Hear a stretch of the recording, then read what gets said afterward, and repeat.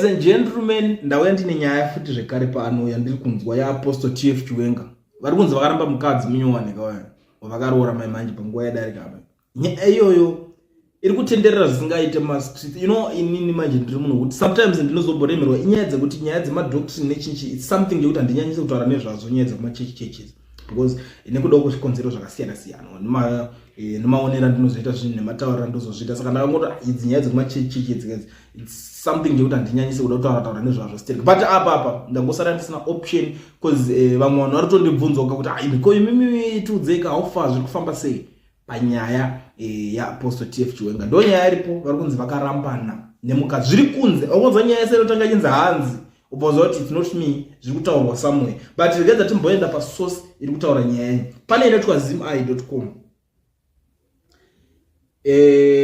ibeparana Simba Chikanza chitimiroro ndo vari kubudisa nyaya iyi irabva iyi yandaisa pa screen vari kuti Apostle Chiwenga deserts new wife barely 6 months into marriage. The same preacher, Apostle Talent Farai Chiwenga, has deserted his new wife barely 5 months into marriage. Sources close to the preacher who titles himself mother to his followers confirmed the development to Zim-I, saying it's true he has separated from his wife following some issues as one member who refused to be named. Ndo nyaya yacho iri kubuda panapa pari kunziwo pane munhu ari padhuze nemuparidzi ari mudhuze. I don't know pamwe ndo vanhu vanenge vachiti chimboverengai vhesi iri kuti ko imwe yacho omberera Jesu maoko iva I think ndo type yevanhu vacho vanenge vari mudhuze vachiverenga mascriptures iwayo ndo vari kutaurwa panapa kunzi one wacho ipapo ndiye akabudisa nyaya ari close ari mudhuze ndiye ari kunzi pane ma-issues avakatadza kuwirirana ma-issues anokwanisa kutaura anokwanisa kuwirirana apa apanoteedza manje because hapana nguva ka munhu abva kuroora ende mukateedzera zvinotaura ma-sermons avo I think munoona kudzidza zvakawanda kana kuti kuona zvakawanda. Vanhu vekujRM, this is not me, this is Simba Chikanza ndo zvaari kutaura ari kuti Apostle Chiwenga vakaramba mukadzi ende munhu wekuti anoparidza nyaya dzeumhandara zvakanyanya saka iye atotaura kuti ndingatorora mukadzi asiri mhandara ndizviite izvozvo ende vanhu vakareza makonzeni akawanda pavakaona achiroora zera remukadzi wacho vanhu vakanetsekana zvakanzi tingataroora zvedu but mukadzi uyu anganzi achiri mhandara zera rake iroro kana zvinzanzi inenge anzenge kunzi mhandara yakakomba wambozonzi mhandara yakakomba ndiwo zvazvakutaurwa nevanhu saka izvo pakubuda nyaya yekunzi atoramba mukadzi ende pane kumweko zvakatombobuda nako hatichadedi kutaura mamwe mazita but panonge akatombotaura nyaya iyoyo futi akati ko uyo atoramba mukadzi shuwa so there can't be smoke without fire. Nyaya dzadzingobuda ungangonyeberwa kunzi wasiya mukadzi kayo vanhu vachingovotongonzi vavenga iwewe chete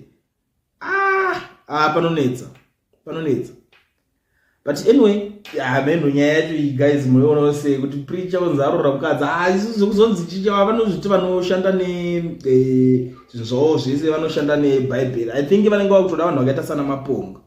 sana Bishop Maponga vaive kuti vanosvika vogara po right iwewe uri kunzi wakaita sei wakadedi mukadzi wako right fine sei wakadaro chimboisa bhaibheri rako paside wotaurirana pasina bhaibheri sepa human beings men to men ndo zvinhu zvine chitombodiwa because guys andikunyeberai zvibude iwe pasina 6 months zotosiya mukadzi wacho unongo washata I understand kuti chibhachura chikakupinda hacho mumwoyo nemupfungwa unongo sina basa nezvakawanda unongo watojaira kugara wega unongo usingachadiri zvekunetswa unongo watomboti munhu wekutiwo yende wane vanoiti rust I don't know vanoiti rust unongo wane rust saka that rust ikangocleanwa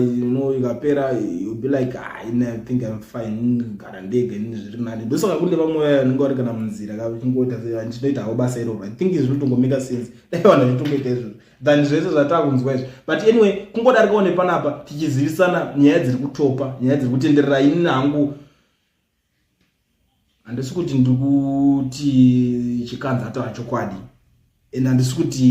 ndikuti Chikanza ari kunyeba vakomana zvinhu ai zviri kwamuri. You tell me what you think in the comment section. And kune vamwe vanhu vekuti mune munyatsoziva chokwadi vanenge vari padhuze dhuze unogona kuuya unyatsokonfirmawo nesu kuti ichokwadi here chiri kutaurwa nekuti vanhu vanenge da kutoziva chokwadi iri isusu ndokubasa kwedu kumakuwa. Saka you tell me kana chiri chokwadiwo that is kana uri padhuzewo navo because and today it's Sunday muri kumachechi ko. You tell me in the comment section kuti zvazofamba sei ichokwadi here.